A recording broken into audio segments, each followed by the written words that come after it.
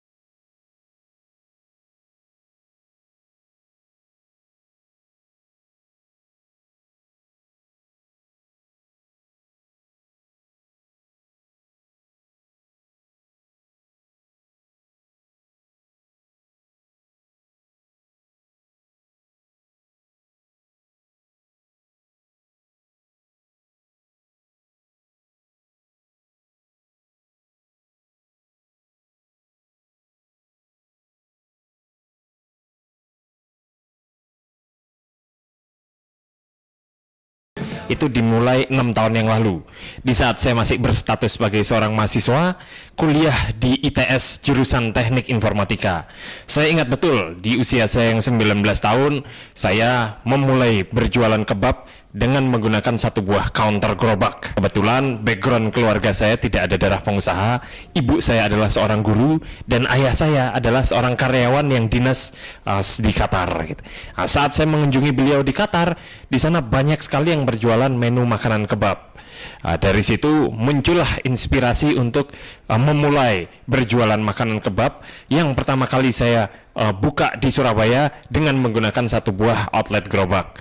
Ya, saya memulai dengan modal awal 4 juta, seiring berkembangnya waktu, saya membuka cabang kedua, cabang ketiga, keempat, dan seterusnya, hingga akhirnya kita franchise-kan, membentuk satu sistem franchise. Sekarang, setelah 6 tahun, kita sudah mengoperasikan lebih dari 500 outlet di seluruh Indonesia, mulai dari Aceh hingga Jayapura.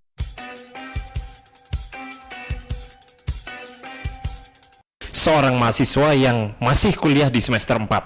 Saya ingat betul, saya dicemooh oleh teman-teman kuliah saya dicemooh oleh keluarga saya. Baru semester 4, belum sempat lulus, saya memutuskan untuk lolos duluan. Istilahnya sebelum di DO, saya terpaksa harus OD, out the way. Mau bekerja pun, saya hanya menggunakan ijazah SMA yang satu saya miliki.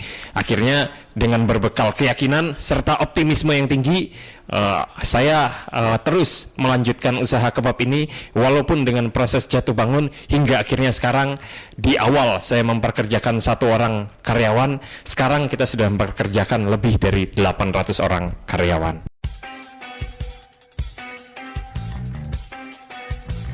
Benar-benar keinginan yang kuat, saya ingin mandiri. Akhirnya dari situ saya belajar dari banyak orang. Saya belajar dari Pak Najik, pemilik kelola Mina Laut. Saya belajar dari Pak Purdi Chandra, pemilik Primagama. Saya belajar dari Bob Sadino dan orang-orang pengusaha sukses lainnya, yang kemudian ilmu-ilmu dari beliau saya aplikasikan di bisnis saya.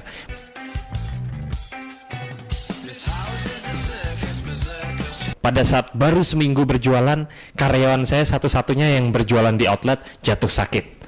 Wah, masa gara-gara pegawainya sakit, outletnya harus libur.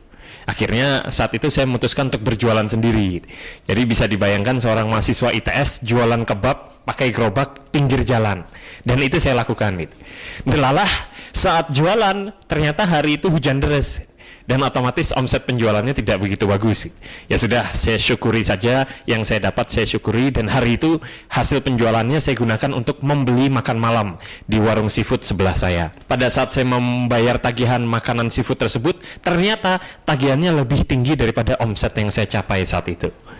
Bisa dibayangkan susahnya saat saya mencari porsi sesuap nasi saat saya ingin membeli makanan seafood. Tapi itu saya lanjutkan, saya terus lalui, dan alhamdulillah melalui semua proses jatuh bangun akhirnya bisa sampai sekarang.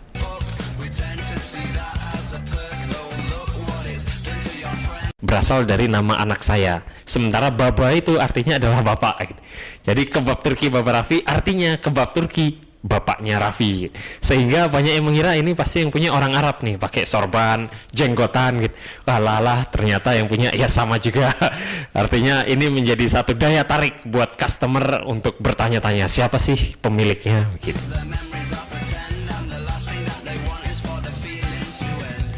Modal awalnya pun tidak terlalu besar, akhirnya gerainya pun saya menggunakan konsep yang sangat sederhana.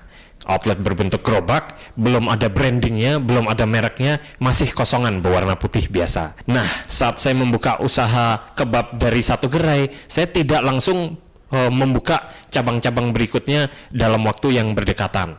Dalam setahun, saya ingat betul saya hanya bisa membuka 6 cabang, dan itu saya kelola sendiri, manual. Di tahun kedua, mulai ada keinginan dari teman-teman dan saudara dekat saya untuk menjalankan usaha sejenis.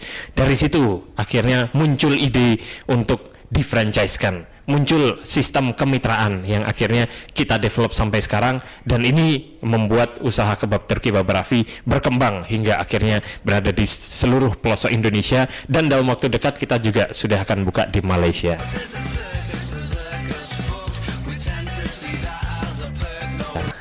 Orang tua saya mengajarkan untuk menjadi manusia yang jujur, sehingga dari situ menjadi filosofi saya tidak ingin berbuat curang kepada customer saya, kepada pelanggan saya, kepada karyawan saya, dan orang-orang di sekitar saya.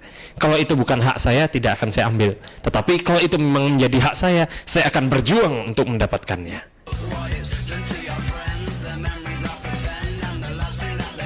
Saya memiliki impian besar untuk mencetak entrepreneur baru melalui jaringan franchise Baba Raffi dengan visi 2010 kita ingin mengoperasikan 1001 outlet kebab Turki Baba Raffi di seluruh Indonesia dan juga di seluruh ASEAN, Malaysia, Vietnam, serta Filipina.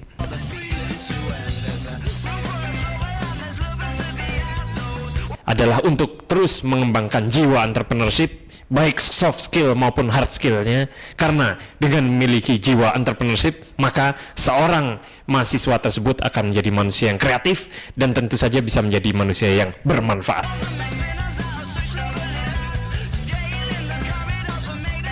Data dari Ciputra Foundation mengatakan entrepreneurship di Indonesia saat ini berjumlah 0,18% di seluruh Indonesia. Sementara negara tetangga kita Singapura sudah mencapai 8% jumlah entrepreneurship-nya. Jika sebuah negara ekonominya ingin maju, itu minimal memiliki 2% entrepreneurship yang ada di negara tersebut. Intinya banyak sekali rumus menjadi orang sukses, banyak sekali rumus berwirausaha.